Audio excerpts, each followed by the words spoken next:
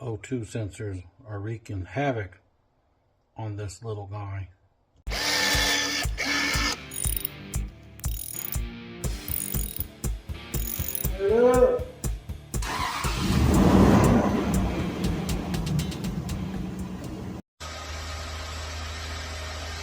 It's 9:13 at night.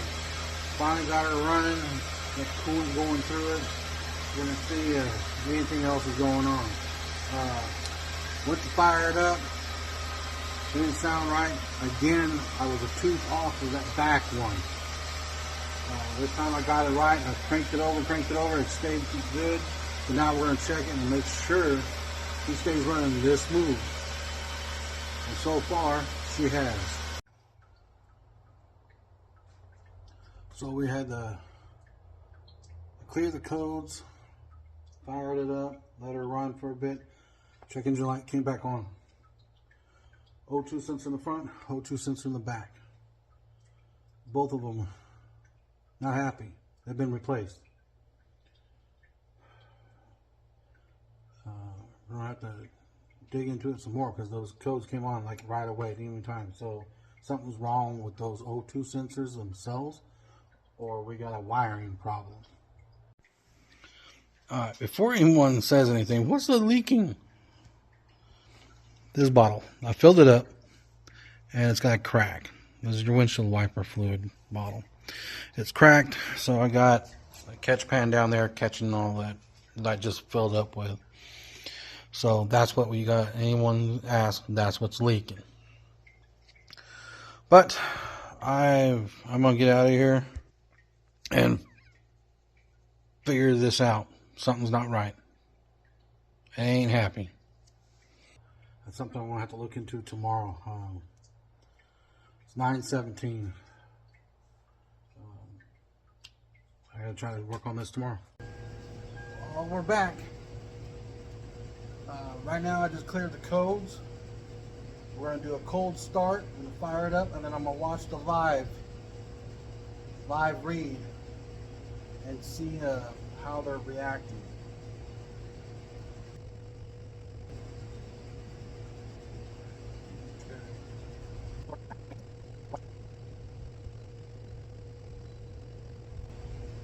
We got no volts going back there. We should have at least 3 or 4.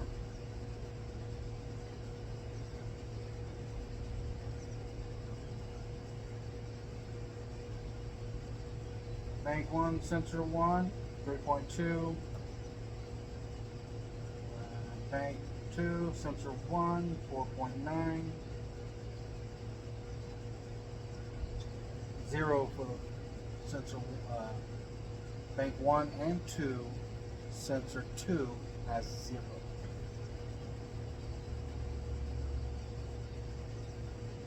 Alright, let's see what the cold start sounds like.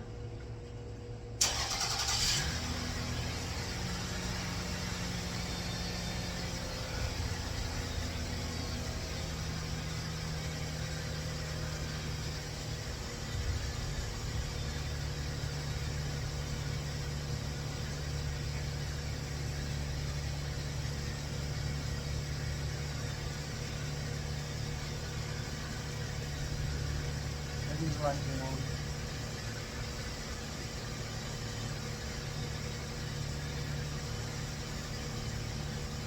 No volt.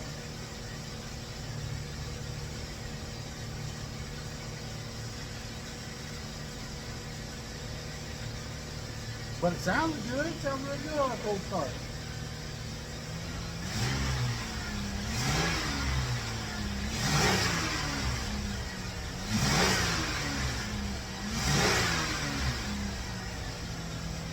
A little rough, but I bet you it's not O2 sensor. Alright. Well, gotta work on that O2 sensor. Oh, shoot. Yeah. Well, she's done. I don't know if you can see it, but the long-awaited almost 17 hours of pulling all this wire out, this O2 sensor, I had to pull it all out somebody cut it. They cut it so short that it couldn't be spliced back in, but for whatever reason they spliced it in the first place, and pulled it all out, tried to lay some new wire, and we got that handled. Now, however, this O2 sensor, it's got a long pigtail, so what I'm going to do is I'm going to probably get something to pop it right there and hold you out of the way so it doesn't get melted or anything. But hopefully this helps. I spent too many hours working on this part. One of the big issues that we're having here is because when I pulled this alternator off, they cross-threaded the bolt and they had a nut on there. That's what they were using to tighten up the tension. Well, every time I keep trying to line this thing up, it turns that alternator out a little bit. That's no good. We gotta get that sucker out and put a real bolt in there. More work that I wasn't ready. More work. And 25 minutes later, got the damn bolt out. Well, for the 80th billionth time today, back to the hardware store. Gotta get some bolts. One size I need, and I don't have it. See you guys soon. I figured out it means I'm running to this hardware store to get some nuts and bolts. I'm gonna test drive this thing. This is like the third time I've started this thing up, and I don't remember it running quite this rough. But I cleared the codes. Let's make sure we don't have another evap, and no evap, good to go. Well, this sucks. So I'm sitting here trying to put this AC in, realize the line's hit. Then I figured, I bet you anything, we got what's called an AC manifold, or AC compressor manifold. This is it right here. That part there. Now, that part happens to be a factory part only.